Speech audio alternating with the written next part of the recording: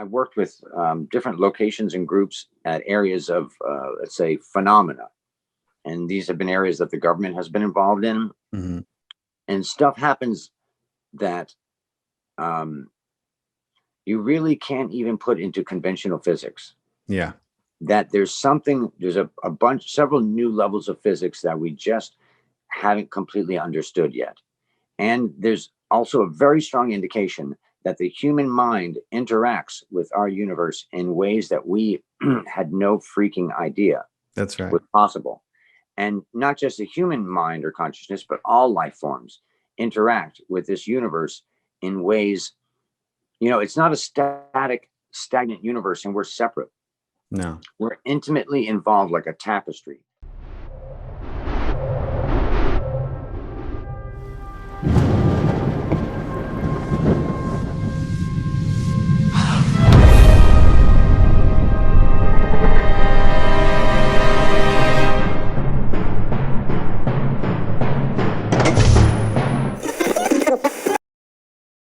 Welcome to Far Out with Faust, everybody. I am Faust Chicho, in case you didn't know. And today I'm back with Buddy Bolton. If you missed our first podcast, my God, go back and watch it right now. And while you're at it, hit the subscribe button so you don't miss any of these awesome podcasts that I have with incredible people like Buddy Bolton.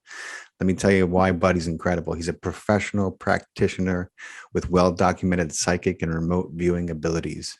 He's been utilized by some of the top scientists at a variety of institutions, aerospace companies, and research groups across the country. He's also been called in to investigate some of the most notorious hotbeds of paranormal and unexplained phenomena in this country in recent years. And so when he's not making content for his YouTube channel, which is called Alien Protocols, he's volunteering with the homeless and helping out his community in the Bronx. He's a fellow New Yorker. Buddy, thanks for beaming in again, brother. It's great to have you back so soon. I'm so glad we picked up where we left off. Hey, man. Recording is being recording in progress. That's right. How you doing, Faust? Nice to see you. Good, buddy. How about you? Good. How's your weekend been? It's been good, man. It's been good. I've just been hanging out with my kids, doing the parenting thing. Is weekends get to make up for the week when they're stuck in school. Yeah, I bet. That's a blessing, a huge blessing.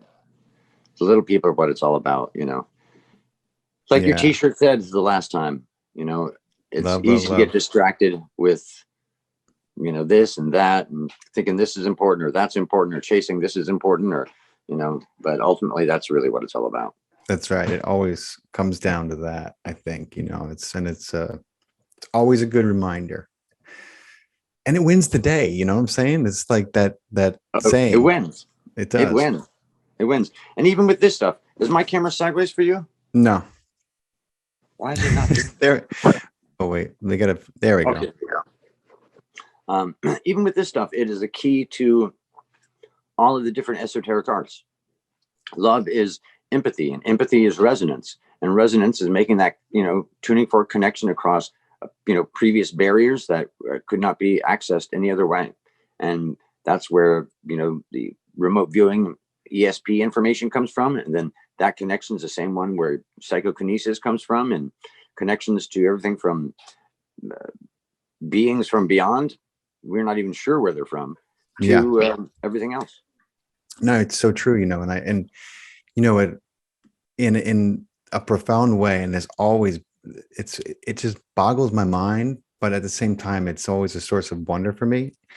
I read somewhere that everything boils down to love. Even the most heinous act in its purest essence, as much as we perceive it as evil and the opposite of love, is boiled down at its core, done out of some kind of twisted love, whether it be this notion that you're saving the world. I mean, and it's so crazy, but it's, something about that resonates with me in such a profound way. And I think that when it comes down to it, even the most heinous shit, and it's easy for us on this planet to look and say, well, that's just crazy. But it's not crazy, because when you really think about it, the opposite of love is not hate. it's apathy, it's nothingness. Yeah. And hate is actually a very intense, connected, it's a twisted love, like you said. It's like Totally. a poisoned love. And at the same time, those who didn't get the good love growing up, it's the classic thing. Those who were abused, abuse. Yeah. Those who were loved, love. And it sounds corny. And to those who, it's easy to make fun of people like us who have this very fermented, evolved, crystallized philosophy where we know this is the fact. But Yeah. it's easy to make fun of, like, oh no, that's everything. But the reality is that's the truth, and it does win. Especially in the esoteric arts. If someone is into the esoteric and has a malign spirit and wants to do malign things, you can always defeat it with just love. That's right. And, literally, it's kind of powerless in the face of it. Yeah. It's so true, man. It's not to be underestimated. It is, in my humble opinion, the most powerful force in the universe. It is, because think about it too. It's very easy to be destructive. In a universe that's given towards entropy, that's given towards chaos, it's very easy to destroy, to kill, to smash, to but to create takes vision and talent and love. Yeah. And it doesn't take any vision or talent or intelligence to create. No, it doesn't. And you know what I tell people, and I get them with this every time, and even the some of the hardest, most jaded kind of, I don't want to say miserable, but people who have a lot of unexpressed anger and grief beneath that, I say to them, I was like, look, you can claim to be as hard as you want and as uncaring as you want, but I know you well enough, to know that if you were walking down the street right now and there was a car coming and there was a kid in trouble, that you wouldn't think twice about saving that kid. If Darwin was, and we don't get me wrong, Darwin was incredible, but if Darwin was truly right, and we didn't just take this notion of survival of the fittest and use it like bird shit everywhere for our own justification, but if he was really right with that statement, then the person, your first instinct without a thought would not be to save that person. It would be for self-preservation, right? Absolutely. I mean, and the first thought, the first instinct, undoubtedly, I think for almost any human being, is to save that person. I don't care if it's a child, if it's an old, if it's somebody your age, you think about them, and that's the first thought, and that's without any kind of mental interference. And that comes back to when they were a child, and they got love from their parent. They're like, oh, you get all those little things come back in a circle. And I remember seeing this big, huge, badass, tough looking dude on the bus. I mean, he had tattoos up and down his arm and piercings, and he just looked like the nastiest dude you'd ever want to have as your cellmate in a jail cell when you walk in for the first time.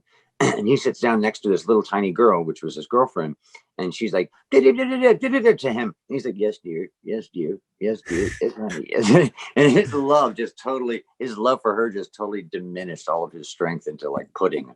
Yeah. So it's at some point in this conversation, I do want to tell you a couple of just more extreme things that I can't quite say on air. But totally. We're going to get into that. I have a bunch of questions for you based on where our conversation went last time. And just, I know that there are some things you can't get into, and some things that, defy a lot of explanation, because they're inherently intuitive. But I thought, it would be awesome for me, and I'm sure a lot of our listeners, a lot of my listeners are curious about some of the different things that you've observed and experienced. And sure, dive in, man. Dive in. Let's do it. And like one of the things I've always been fascinated with is telekinesis, or what do they call it? What's the other word for it? Psychokinesis. And I've read a lot about ancient Tao Kung Fu masters, and some of the training that all the levels that they had to go through, and all the meditation that they had to do, it blows my mind. And then to be able to begin to move that energy, externalize it in a way where they can apply pressure to a physical object. I mean, we've been talking about how we can affect the objects in the physical. We talked about a little bit about, I mean, I've been talking about, the molecules of water and how, whether you're, the way you talk to Dr. Emoto's work with water, and how, I explained this to my 10-year-old, and he's blown, he loves it. He's blown away by it. But how we can affect things in physical matter, but this is something that's a little more extreme, obviously. And there's very few people who can do it at a consistent basis in a very pronounced way, especially under the pressure, especially, with under scientific scrutiny, on camera and with people. And part of me thinks, oh yeah, it has to come from a lot of the training and the years of very deep meditation I've done and work. But at the same time, it doesn't. I used to have camp at a place called Galileo Park over here in the Bronx, which is a very special, magical little park dedicated to Galileo, where it's laid out like the solar system. And it has all the planets. Kids can play on the giant planets. And it's just a beautiful, beautiful place. And head of an aerospace company who I've worked with before and knows about these abilities and so forth, and has witnessed a variety of very extreme things, brought a bunch of his scientists down. And so for a weekend, about 5 or 6 of them. And the first day we concentrated on remote viewing and the basic ESP aspects, all the things that build up to that and help you get accuracy in that arena. And then the second day was psychokinesis. And this even goes back to, they used to have, the spoon and metal bending parties, 20 years ago. And one of the guys, his very first time ever trying, bent these screwdrivers. I mean, went and got the screwdrivers at the hardware store, and there are long screwdrivers like this. And we do a thing called no touch metal bending, because that way there's no even presumption of trickery. You can only touch the handle. Yeah. You don't touch the metal at all. And there are listeners who can do this as well too. And I learned about I got inspired by a guy named Jean-Paul Girard out of France, who was a metal bender as well. And he'd been tested and had laboratory equipment like a pressure gauge where he didn't touch it either. And he put his hands over it and the numbers are going. Wow. And he was able to induce pressure into the pressure gauge. He'd be a lifesaver at the airport when you overpack. Right. Reduce weight. Just underweight. Go ahead. He was able to do it again and again. He did it on camera, and he was better at it when he was younger. As he got older, he kind of lost a lot of the ability to do it. But I think a lot of that, when people lose the ability, it has to do with veering off the path of virtue a little bit, in my mind. But anyway, this young scientist bent him, and I've had several times where there's an article in that Maureen Seberg did about me, where I met her and this professor, and I was just trying to demonstrate the technique, not trying to do it, just saying this is how you do it. And it started bending, and it bent. And then when I handed it to her, it was still bending.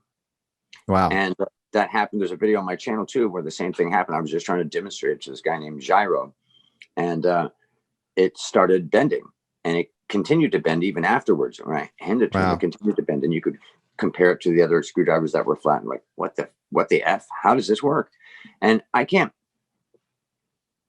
don't know for certain how it works. I use different techniques in my mind, and I encourage participants to use different techniques. But what Jean-Paul Girard said that really inspired me was, a lot of people quit after 5 minutes and never try it again. Others will maybe try it for 10 minutes, like maybe 10% will try it for 10 minutes, but almost none will keep going for an hour until it bends. And sometimes the first couple times, it takes a long time for it to happen. And you have to have the patience. Yeah. And so with that in mind, the first time, I had to try all these things for the first time at some point. I did. And it started to bend. And I felt this flush come over my whole body when it started to happen. If I was reacting to it happening, or if that was part of the process or what, but to break it down into specifics, I use a bunch of different techniques. And some of the techniques are imagining the smallest particles inside of it that I can possibly think of, Mhm. and heating them up, agitating them, making the molecules move until it becomes weaker and weaker and more pliable. Mhm. I use techniques like, I am absolutely certain in the future it has bent. I'm Yeah. completely certain in the future it has bent. So in the now, it must leap into action. Right. I use other times of visualizing it, seeing it in my mind bend, seeing it in my mind bend. Other times saying the words out loud. The power of word is very powerful. Bend. And the bending parties, they used to do that. And that was a very successful aspect of the techniques in those days. Mm. And there's literally like 10 of these different techniques. And sometimes I think like, you can, you if you're in a session, like one of the things that I'm guilty of also with the metal bending is kind of not giving up, but like I still have my spoons right here, and I do plan to go back to them, but playing with them and then kind of putting them aside too soon, and knowing that I'm going to come back to this, but one of the ways that you could, if you're going to do it for a half hour, you can begin to play with all of these things, because you don't know what's going to work, what's going to click for you. And that same thing of having multiple different techniques and not really knowing, different times it seems to respond to different things. I'll use the same techniques for psychokinesis on when I went to Las Vegas with Dr. Gallenberger and tried to affect slot machines. And when I was invited to this lab in Huntsville, Alabama, to affect these different machines, the first machine, there's a bunch of scientists watching and people from some pretty big, well-known groups and organizations and aerospace companies. And the first machine was an electrostatic detector. And this room was shielded and all this stuff. And for the first like 15 minutes, nothing was happening. And this was the first machine. And I was starting to get a little bit nervous. Yeah, I bet. And one of the scientists says, "Oh, you want to quit now?" And just that little bit of, sarcasm or skepticism did something. And in like 30 seconds from then, it started moving. And it was in the possible range of maybe that's a fluke. And then it was, oh, okay, that's not a fluke. Whoa, okay, that's way off the charts. Right. And then the other, there was a shielded compass. You can see on my channel too of me affecting the shielded compass. And those machines too, and anything like that, especially with psionics, telekinesis, psychokinetics, it's you go through a series of techniques. There's not one that's the universal one that always works. And it's kind of the same thing is true with CE5 even. I've been asked many times to do summoning for others, or myself or other people with me, and I've had a lot of success with that. There's a disability attorney who's just an amazing guy who has regular CE5 events at his ranch. Oh, cool. And he was saying he was having it this one specific night, and I had my CE5 group up in upstate New York at the farm, and I got this like vision. And the vision was when the exact time it was going to happen for him, what he was going to see. And so I drew down on a sheet of paper 2 events, the exact times, what the events would be like, what they would appear like. And then I drew a picture of the vista. I'd never seen, I'd only spoken to this gentleman for maybe like a week, a couple times. So I didn't know what his, ranch looked like. I drew a picture of the background, what the direction they were looking. And the times, and he does a wonderful recording on my channel, and he has one on his about how it was crazy accurate. Yeah. And a bunch of other witnesses saying, yeah, it happened exactly as Buddy said, and blah, blah, blah. And, I can't say for certain what technique it is. Yeah. With that one, it was more like a gestalt. And a gestalt is when you silence your conscious mind and you let information come from your subconscious. So I was doing a lot of different types of meditation, and especially meditation with impediments, sounds, and in scary places. You're trying to meditate in a place that's scary to you, like in the woods, at Yeah. night when it's dark. And being able to get to that place of complete nothingness is another challenge to your Wow. ability Yeah. to get to nothingness. But also sounds. Sounds, meditate by the river. There's this Yeah. beautiful flat rock, and the sounds get loud, and you'll hear birds, and you'll hear all the wildlife. And if Yeah. you can still get to complete nothingness and have everything disappear, even in such a beautiful location as that, it's a real challenge. And I highly recommend nothingness meditations, meditations where you focus on nothingness. Yeah. And it's not easy for everyone. No, it's not. And it wasn't easy for me. And, I'm ADD and Me too. Yeah. every other ADHD, every other D's and A's you want to put together. Yeah. And so I started really small with it. And my suggestion for people is just start really small. Start with the black background, the red dot. Then, the first session, I try to get rid of the red dot. Yeah. Then the next session, try to get rid of the red dot. And then if you can, try to get rid of the black background. Yeah. So I want to say for everyone listening who is like, wait, CE what? CE5. So CE5, if you don't know, if you're a subscriber of the channel, and by the way, if you're not a subscriber, subscribe to this channel. What are you doing? Subscribe, hit that alert button.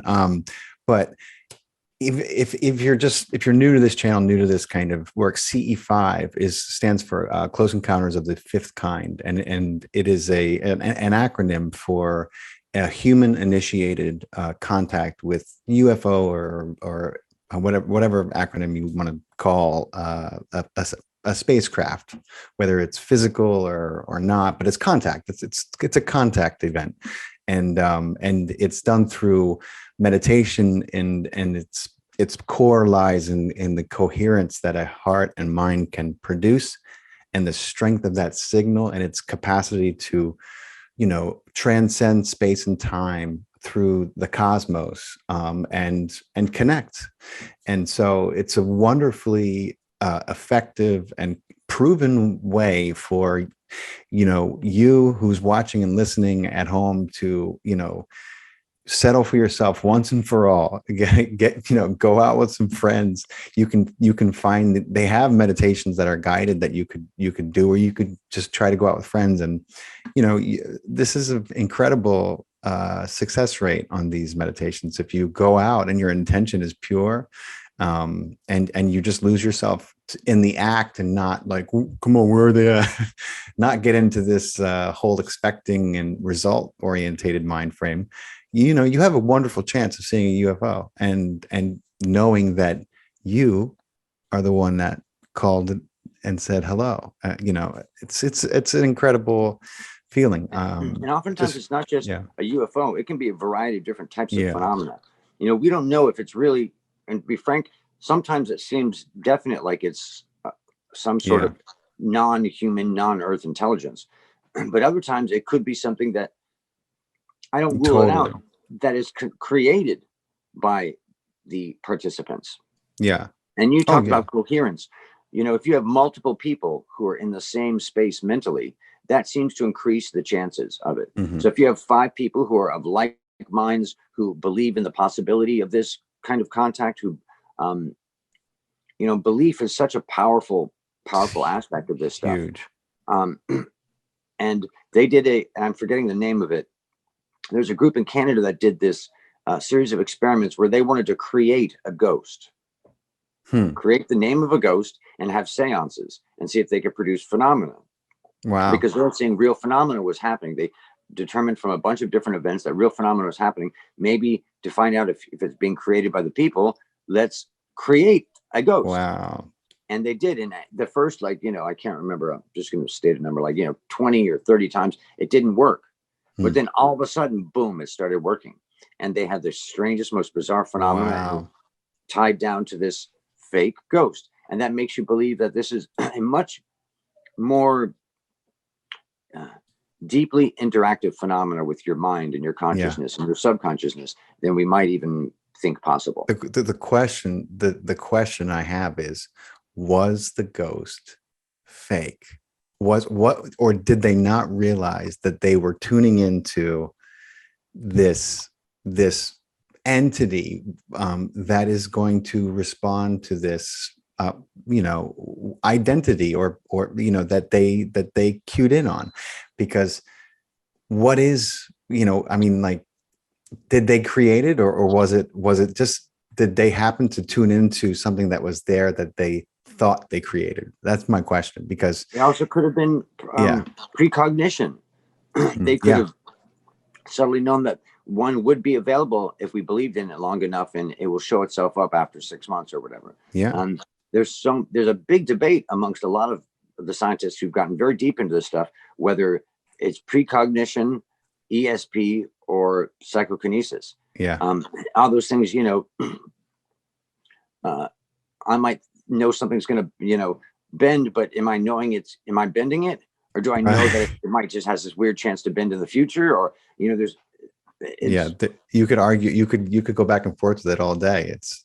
It's crazy, because I'm always, the more I learn, the more I realize that most of the time things have aspects of all those answers. It's like, it's not just one, it's this crazy tapestry of different things that, and that's why it's like, people want to argue all day, and especially in this country, we want to make things right or wrong, black or white, and we want to say that they're good or bad, and their nuance has been destroyed, especially recently, it feels like. And it's like things are so much more on the spectrum of colors than this, this really craziness. A friend approached me and said, my friend's daughter is missing. Will you try to help? And I said, sure. So the guy came over, and I got a vibe of what happened. His daughter had connected with someone on the internet. And I heard nothing except for the kid's name. And that she had gone to go see this guy, and that she would be back within like 2 hours. But I'll try to bring her back in my mind, I'll try and, back to consciousness and say, come back home. Your family's worried about you.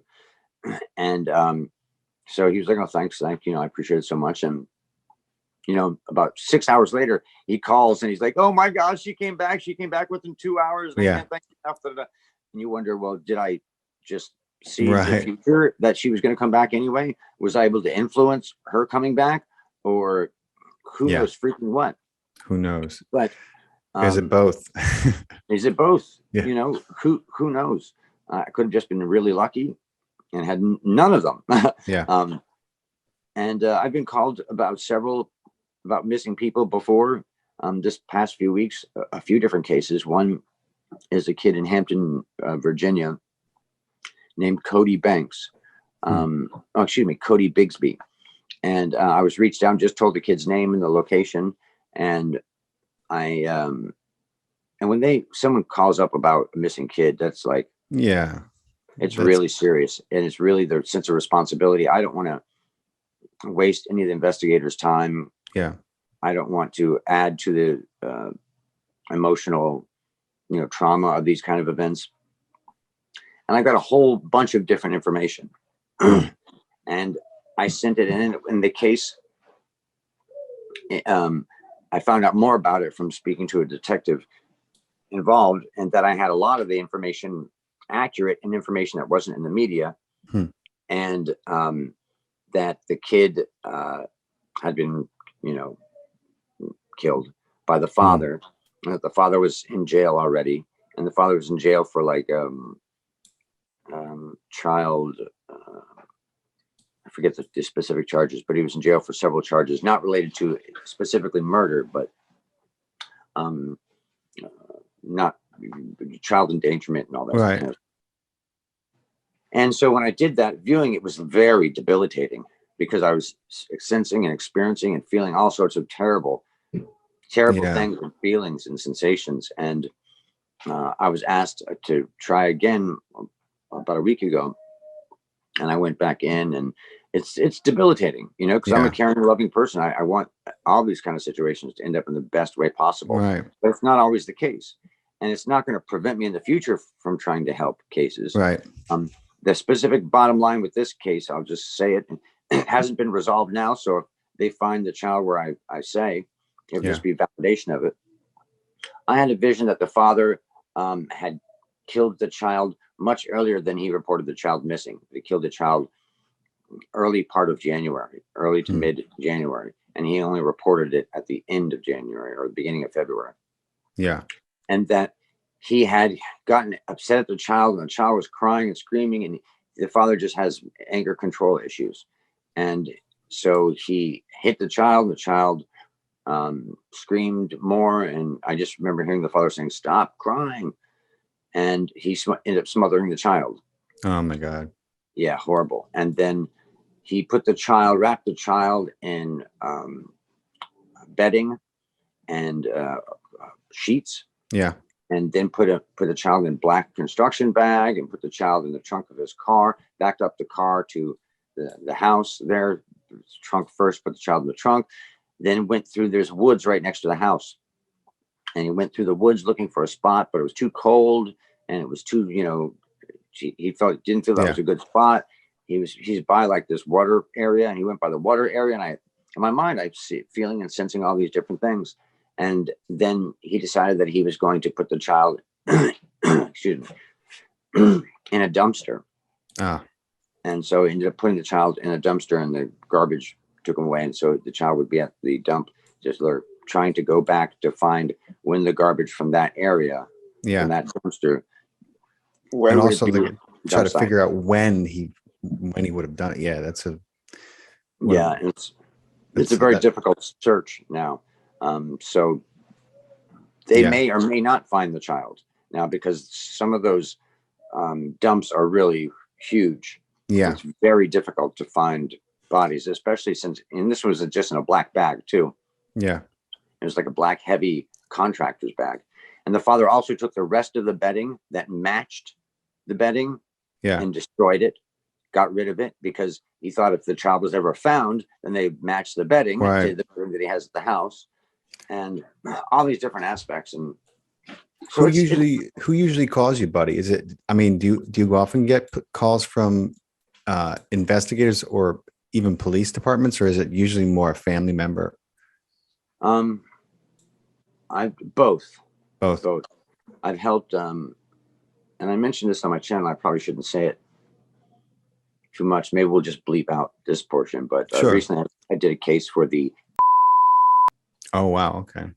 Yeah, and it started with a relationship with someone who was involved in that group about 3 years ago, and I helped with determining where there are 3 different locations that are trying to determine where a stash of guns were at. Whether it was at a quote unquote trap house, the girlfriend's house, or the residence of the main participant. Right. And I said that it was going to be at the girlfriend's house, which was probably the least intuitive one.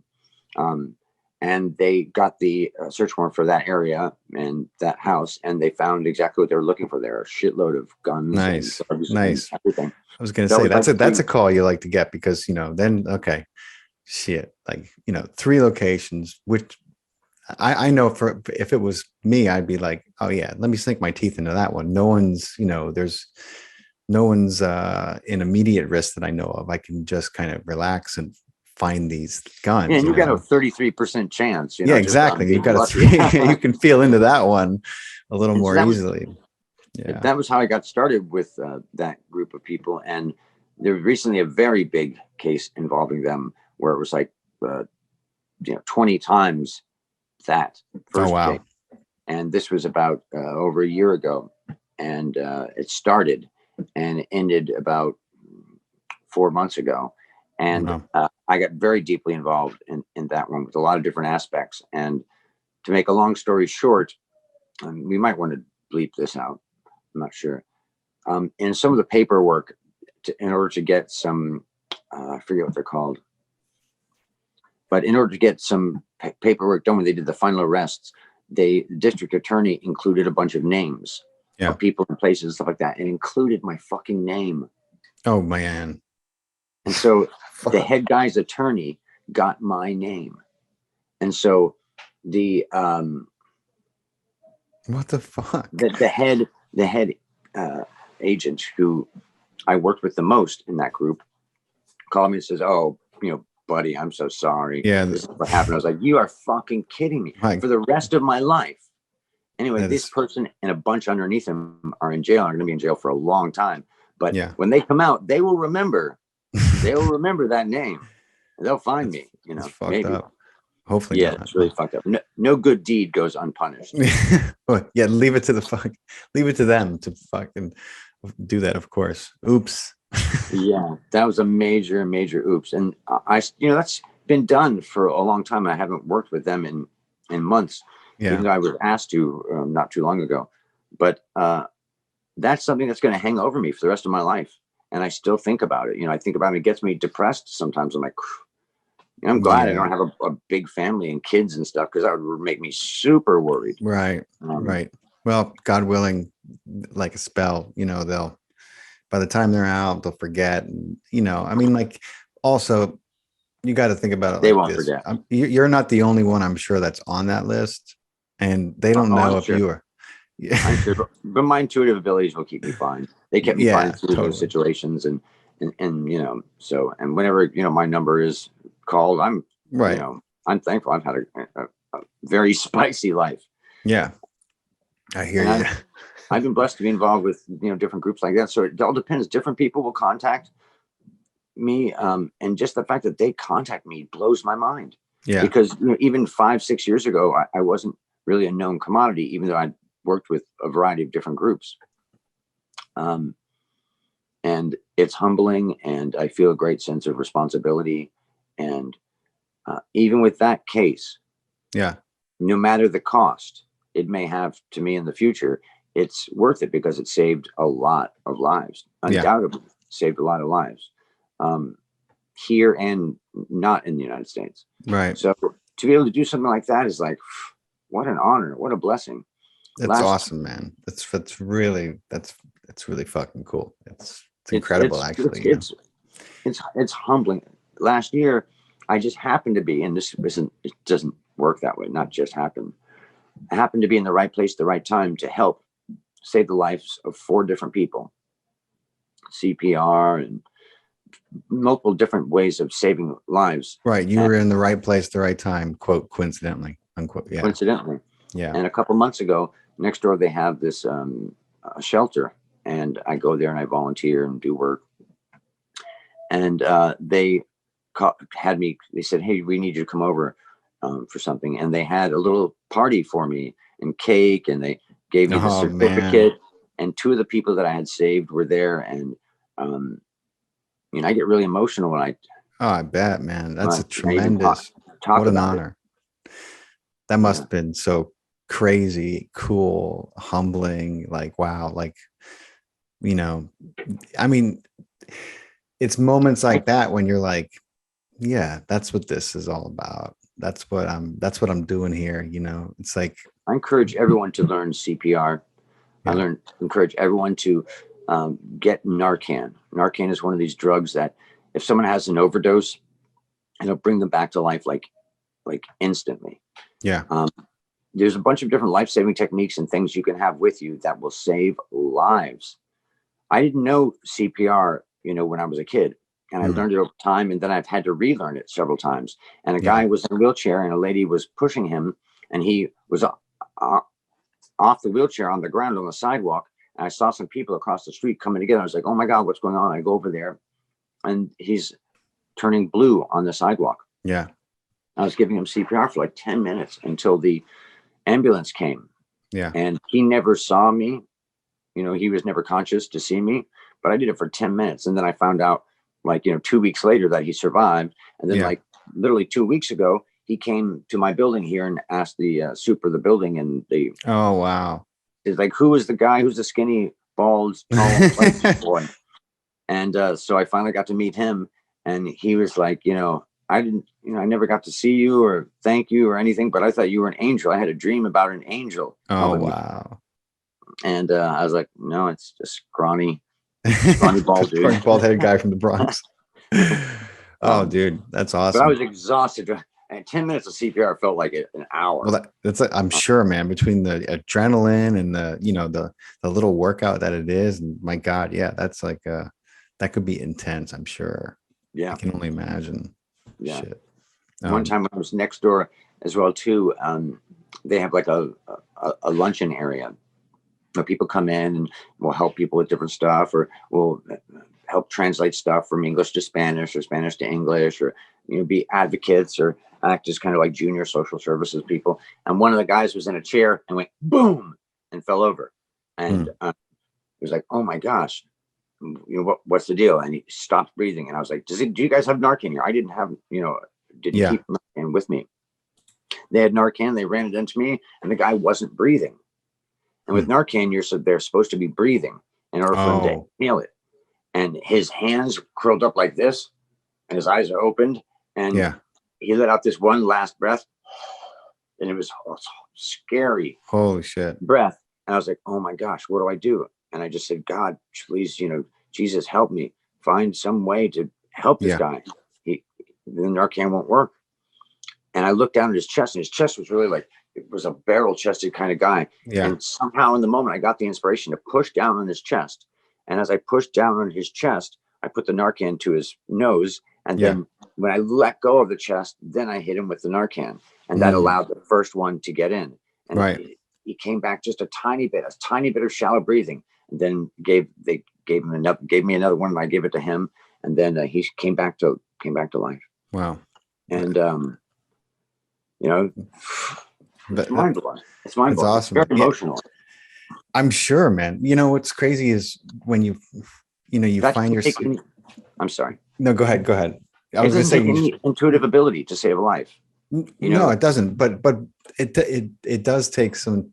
Well, I don't know what to call it, guidance, but when you find yourself in that place, what happens to me all the time, buddy. I'm walking down the street in New York City, and I can almost bank on it. And I walk by, and it's always at that moment when the old lady needs help carrying her, her 40-pound, either a wheelchair or a walker up a flight of steps, and just turns seamlessly as I'm walking by and like, would you help me? And I'm like, of course I would love to help you, and I'm like, man, every time this thing's heavy. and I'm going into a walk up with a wheelchair or a walker, and I know that I'm in the right place at the right time anyway. It's just another way for the universe to, it's like a pat on the butt for me. It's like, way to go, way to be in the right place at the right time, dude. You know what I mean? Like, I just feel like I'm on the right path. So helping them across the street, and you're like, gosh, that made me feel good. Happy to do it, happy to be of service. It's cool. So Linda has asked you to remote view of a bunch of things. I brought up one of them because it was so relevant to this ongoing and seemingly escalating war that's happening in the Ukraine right now.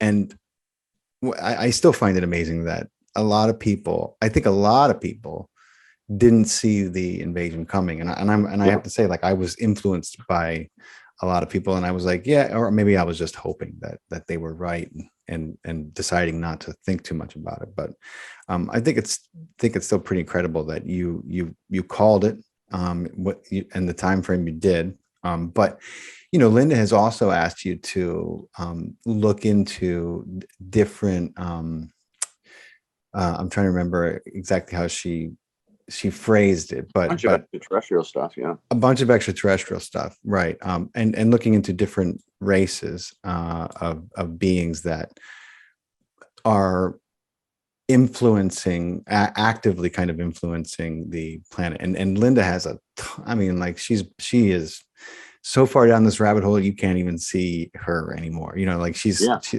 really dug up details and found whistleblowers and witnesses and some incredible stuff. If you're into kind of the secret space program, and I'm not referring to Corey Good and his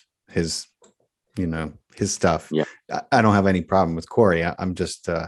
It's really hard for me to imagine him accompanying a soldier anywhere, let alone in space. You know what I mean? He's kind of Corey Good. But but I do believe that there is a secret space where there's been a secret space program. I don't know how secret it is anymore. They're really kind of trying to reconstruct how we understand it so that they can funnel more money into it. Hence the Space Force. Well, I don't know how big it is either.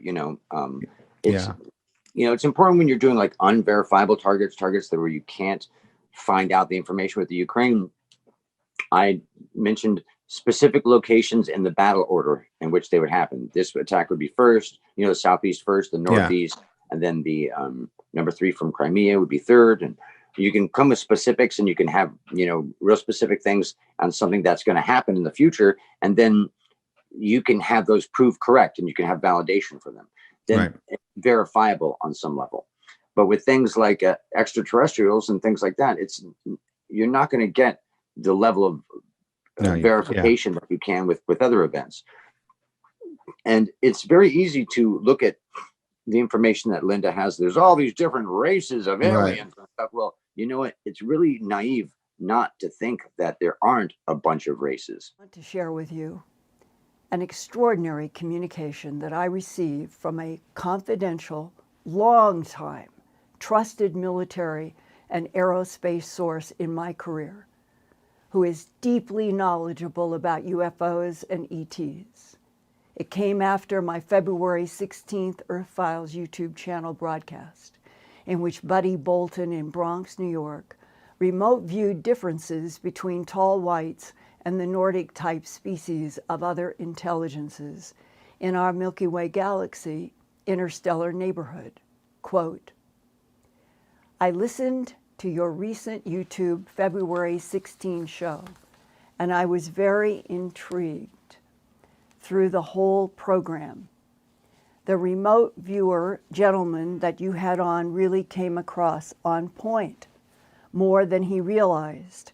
He had accurately explained the differences between the tall whites and the Nordic-type species, especially when he said the tall whites look chalky, like chalk. The other facts were also very accurate.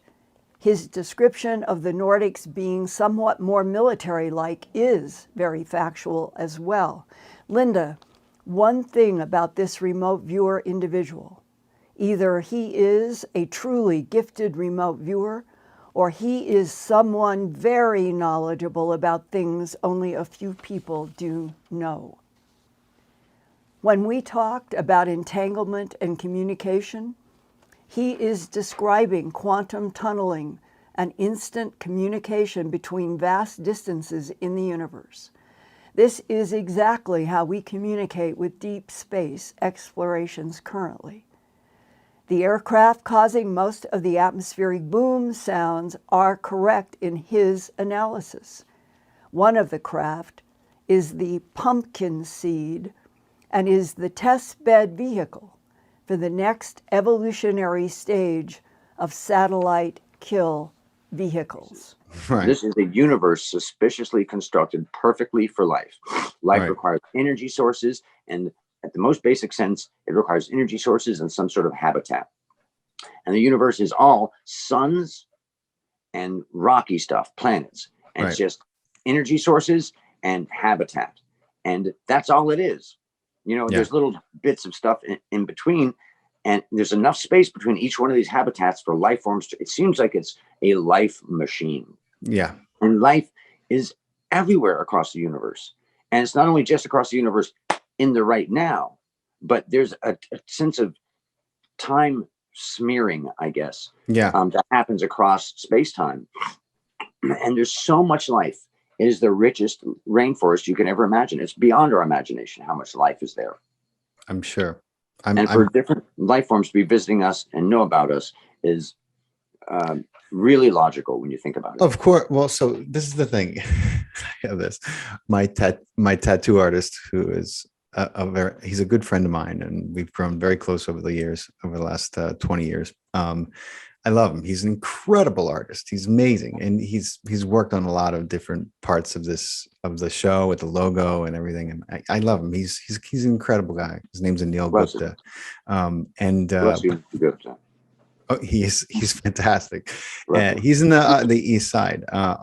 Incline Studio is the name of his. If you want to check out his incredible portfolio, inclinestudio.com. But anyway, he's a realist. I mean, like, but he's a materialist. He's and he's an artist, but he's also huge into scientist, and his memory is off the charts. So, whenever I have a discussion with him, the biggest hang up he has is Newtonian physics, and the fact that there's no way that any spacefaring civilization in his mind could get here, because in order they'd have to leave, in his mind, even traveling at light speed, well, he's making some wild assumptions. He's making an assumption that he understands future physics.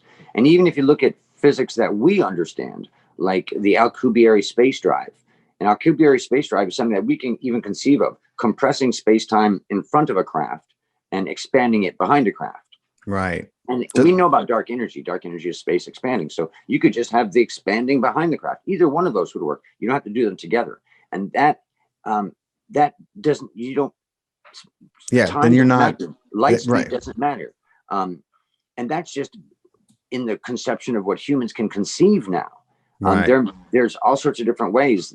And plus, they don't have to be traveling from other galaxies. No. They could be. There's a lot of valid reasons to think they could even have evolved, some of them in our solar system. Totally. People say that Venus was very much like Earth at one point, and Mars was very much like Earth. But then they lost their magnetosphere, they lost their water, they lost their atmosphere. Yeah, they lost their life, and the Earth might be going through that same process now. Our magnetosphere is fluctuating, and it's no longer like a perfect bar magnet, and time is, and it's funny because it's we have. I mean, if you were to go through first of all, if you had access to the non-published patents that have been made, and then even access to the public patents, the patents that have been made public over the past 5 and 10 years, the anti-gravity patents and all these different things, you would see just how far along we really are with this technology, much, much farther than I think most people imagine.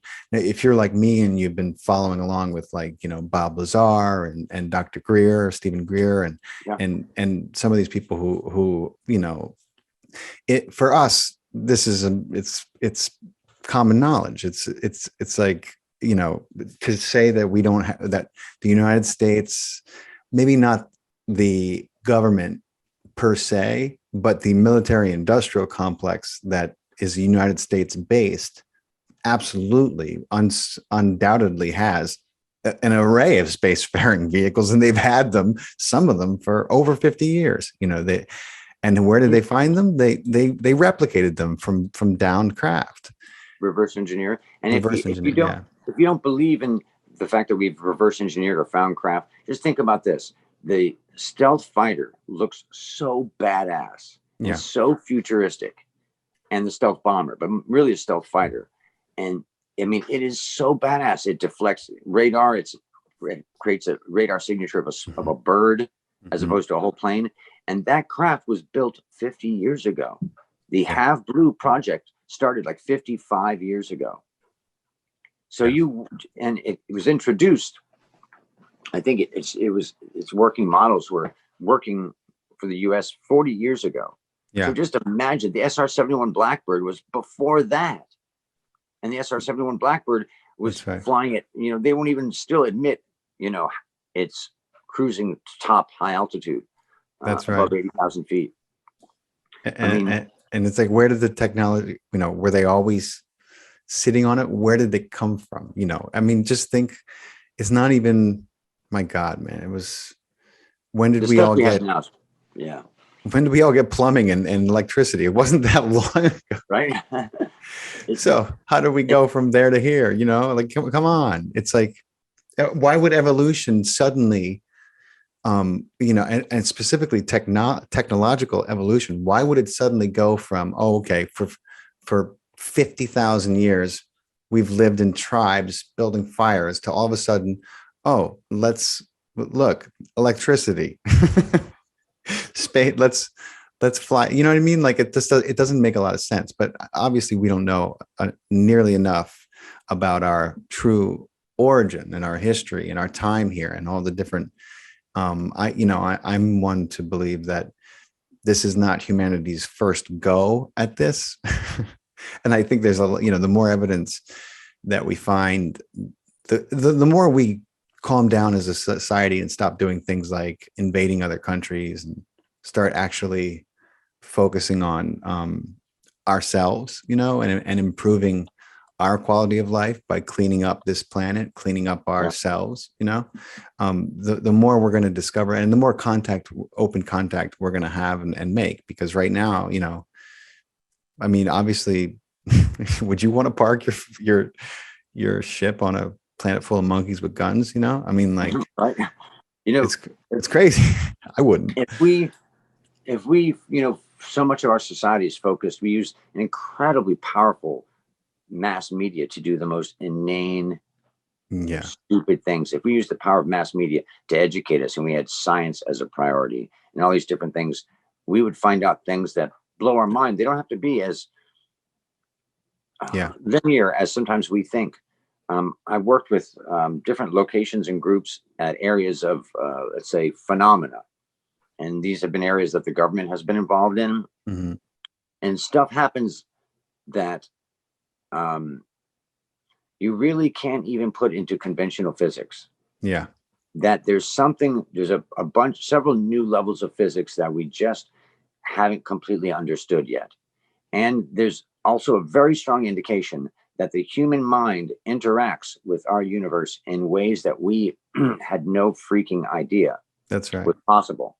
And not just the human mind or consciousness, but all life forms interact with this universe in ways, it's not a stagnant universe and we're separate. No. We're intimately involved like a tapestry. It's that's right. And look, quantum physics, just look at the biggest breakthroughs in the last, it's over 100 years now, but in the last 100 years with quantum physics, just look at the milestone experiments that came out, and they will show you that there is hard evidence to back up what we're talking about, what Buddy just said. And it's fascinating too. And I've spoken with quite a few scientists who say things like our universe is suspiciously constructed, not just for life, but like a zoo, there are barriers. At the quantum level, if you go down smaller and smaller and smaller and smaller, you get to a point where there's something called the uncertainty principle, which means you can no longer tell exactly where and at what speed a subatomic particle is moving. You cannot determine certain aspects of what it's going to do, and it seems very arbitrary. It's almost as if it's one of those moats in a zoo that prevents a zoo animal from crossing it. Because if we knew the paths of every tiny subatomic particle, we could have insane predictions about the future. If we could calculate, and we're getting very advanced in terms of computers. So if we could calculate every single tiny element in a system, we can predict the future with a stunning accuracy.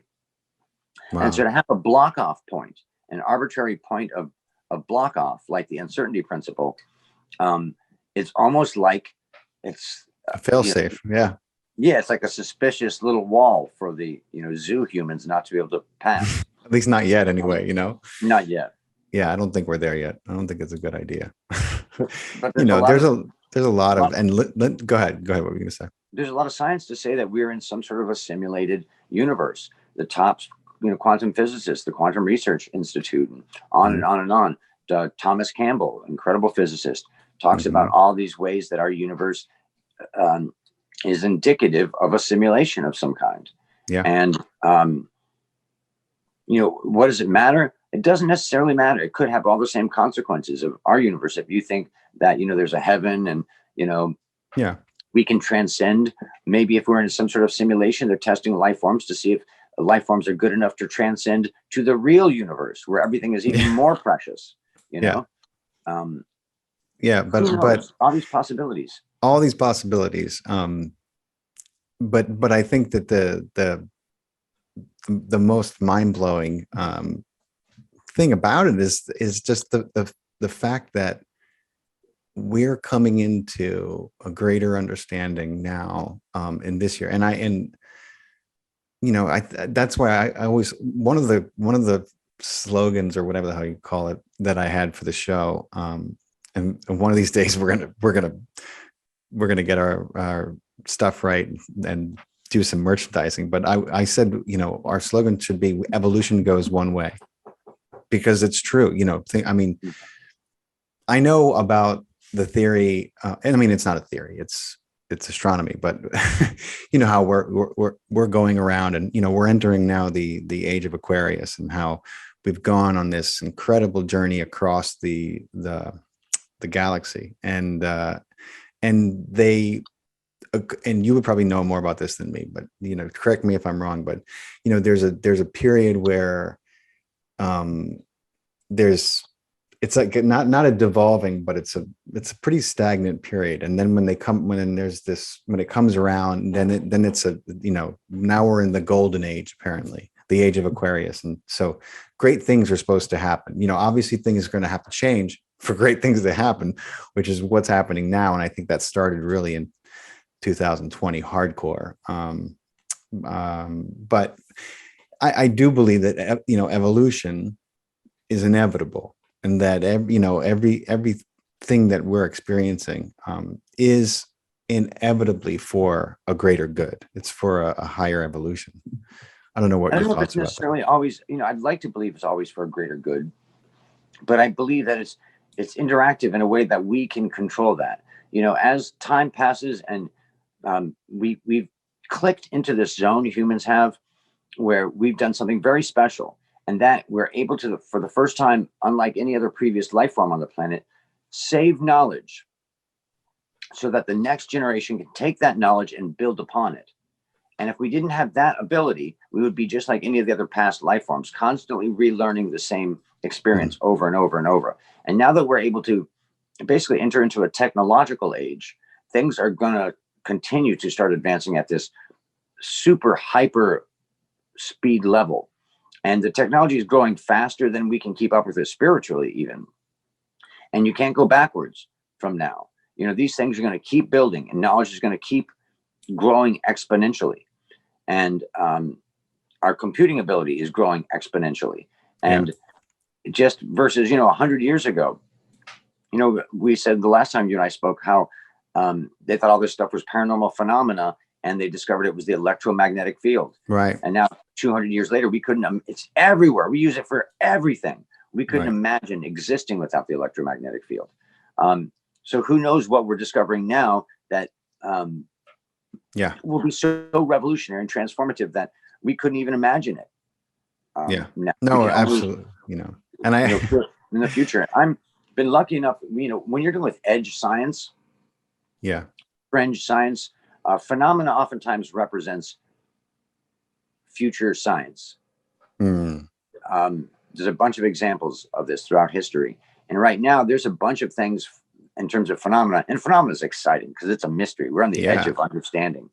And I've been really lucky to be a part of different groups and research groups and scientists working else. You know where I'm talking about, one of the locations. And the stuff that I've experienced there over the past 4 years has been just completely rewritten my understanding of the universe, completely rewritten my understanding of understanding. Things that I didn't think were even conceivably possible are possible. Wow. And so much of this springs forth from the mind. I think the mind has a very strong, powerful role in all of this stuff. That is hard to quantify because we don't understand it. We don't fully understand it right now. So some of the stuff you saw, would you call it extra dimensional? Would you call it extraterrestrial? Is there a classification you would give to it? And what was the most kind of intense interaction without getting into any trouble or getting too specific? How would you be able to share a little bit about that? There has been, well, I was asked to predict if something would happen or when something would happen. Right. Something like a craft, let's say, and was able to do those things. But still, you don't even know what the craft is. Right. And these aren't like orbital level craft. These are like below cloud level craft. These are like, 1,000 feet away kind of things. Mm-hmm. And I don't understand it. And there's other phenomena that I just don't understand either. Yeah, there's a ton of stuff going on there. A lot of stuff going on. And there's quite a few of these different places. And most people only know about a couple of them, but there's quite a few of them. And there's a guy named John Hutchinson, and you can go online and check out a bunch of videos. And this guy could use his mind, and he had a bunch of equipment packed into this tiny little apartment, military surplus equipment that could hit all these different frequencies. And he could bend and melt metals at a level that, is just absolutely staggering. Levitate objects. All sorts of phenomena was happening.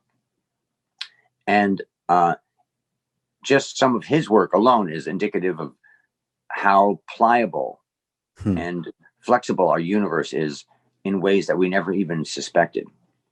In the East, in Eastern traditions, they've talked about these things. Yeah. They've talked about things called tulpas in Buddhist. That's right. In Buddhist lore. And tulpas are little beings that can be created from your mind. And they can take a whole bunch of different forms. They speak about being able to bend stone, melt stone, make things in places illuminate. Yeah. All sorts of weird dancing light shows that may have nothing to do with extraterrestrials. And there's all these phenomena that are real, that they're very rarefied and can only be experienced under the right conditions. But these are real. And this is the stuff, this is the edges. This is the science of the future. Yeah. An understanding of these things, the permeability and the malleability of our universe is where the future really lies for a lot of the science. When your friend says, who depends on Newtonian physics, or how can they get here from light years away? Well, they're not traveling light years. No, they're not. It's impossible to get here that way. There's other ways of doing things that may be beyond. They're transdimensional. I said, he was like, yeah, but prove it. I'm like, I can't. I was like, I can't prove it. But of course they're transdimensional. They have to be transdimensional. I was like, there's no way they could, because there's no way they could get here, and they're here. I mean, even the Pentagon has, they did it in the middle of the pandemic, but they admitted to the New York Times that they have recovered down spacecraft. Now, I'm not saying we should trust what the Pentagon says. Obviously, that's not a good idea. But what I'm saying is there's a reason they're leaking these truths, and it's for their own agenda, of course, but they're still leaking they're not lying when they say they've recovered down craft. We all know not we all, I shouldn't say we all, but most of us know they've recovered down craft. It's not, it's amazing how much a society can be influenced when it's taught something from birth, when it's taught, to be true from birth. And most people walking around today are a product of a misinformation and smear campaign about extraterrestrials and UFOs.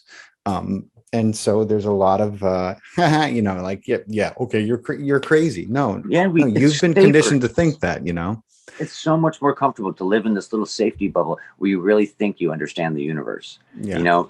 It's easier to open your door in the morning and walk outside and go get your coffee and not think about how little you really know. I know. Yeah. And it's actually pretty exhilarating to get the truth.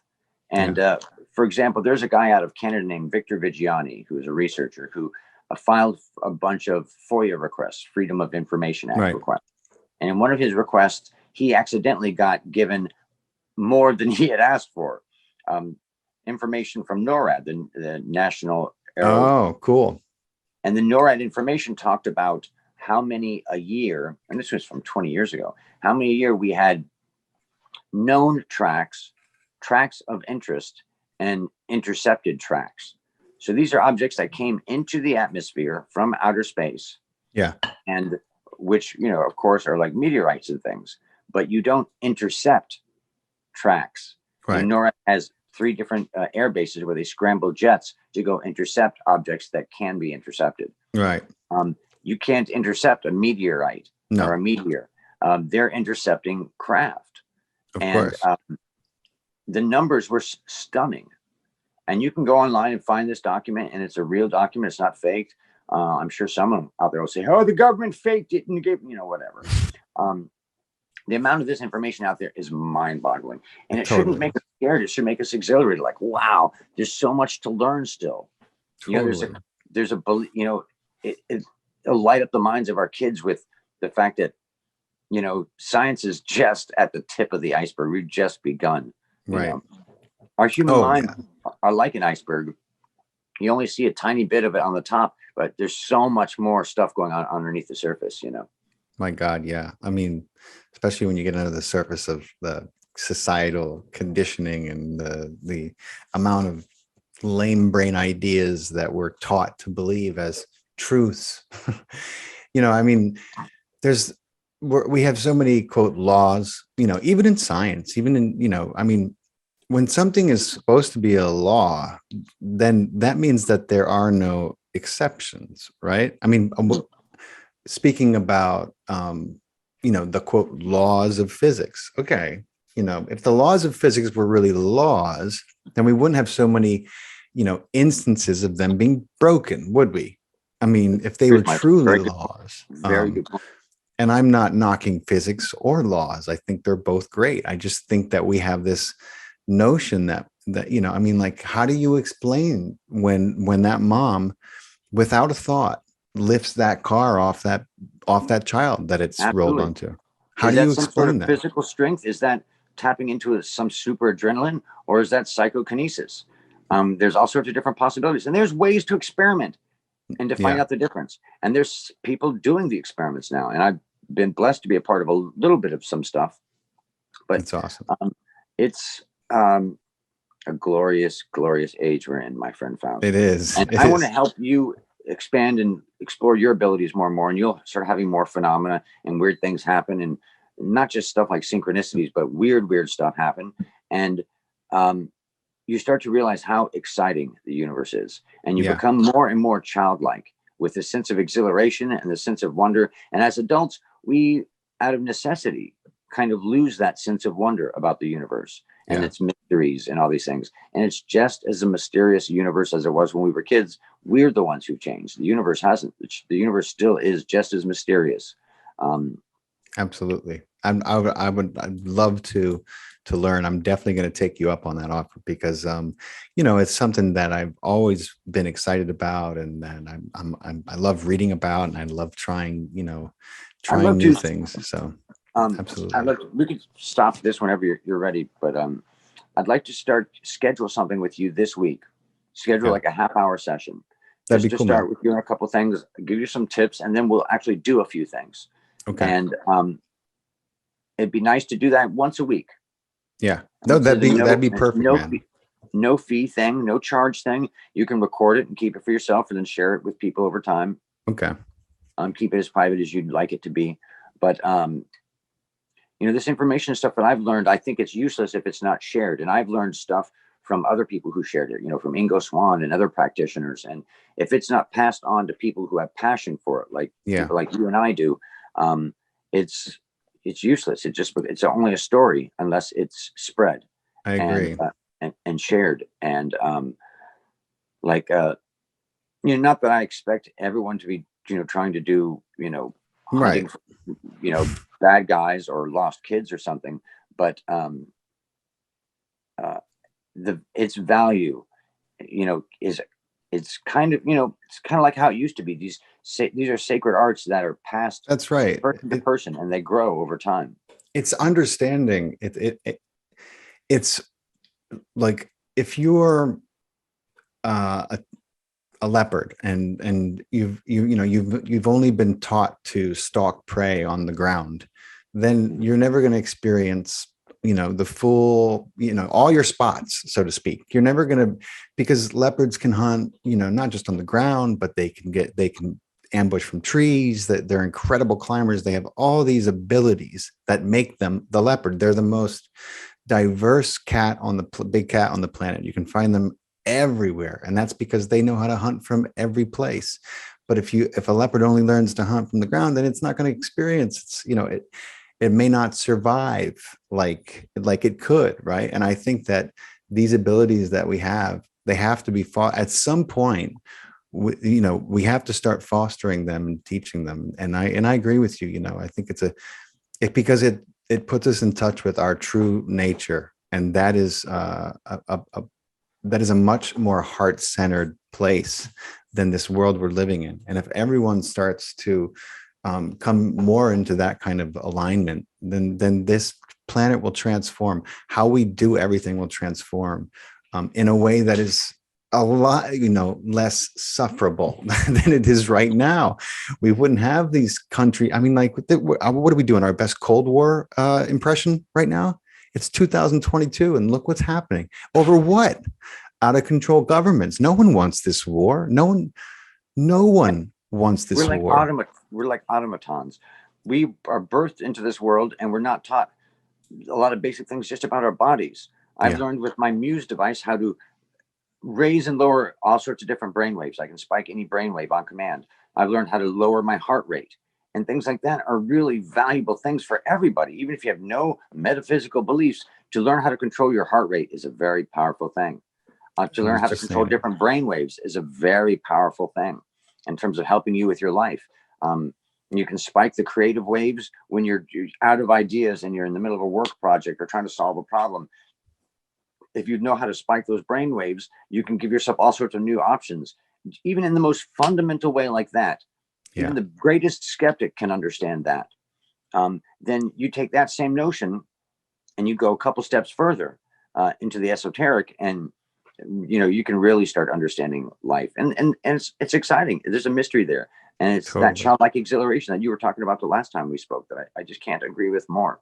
Yeah. I've got to go do 2 readings now in about 20 minutes. So you got it, bro. Do some yoga and stretch, and then buddy, I got a feeling that we're gonna talk again. Well, I know me and you are gonna talk again, but for everyone listening at home and on the car, on the move, whatever, I'm feeling that we'll have to have another discussion, because there's still lots of fun stuff to talk about, and I appreciate your time so much. I'll be in touch, buddy, so that you and I can set something up. And I'm so glad that we got to kind of go into a second chapter in some of these discussions that we're having. It's such a pleasure. And, we should do some live demos. I think that would help people to experience it and see things. I'm down. And I love the idea of going live. That's a great way to kind of keep it real for people and have them be there, whatever happens. Yeah, I love it. I love it, buddy. You the man. I appreciate your time, bro. Bless you, Faust. Thank you so much for your time and your enlightenment. You got it. Bless you. All right, brother. Talk to you soon. Thank you.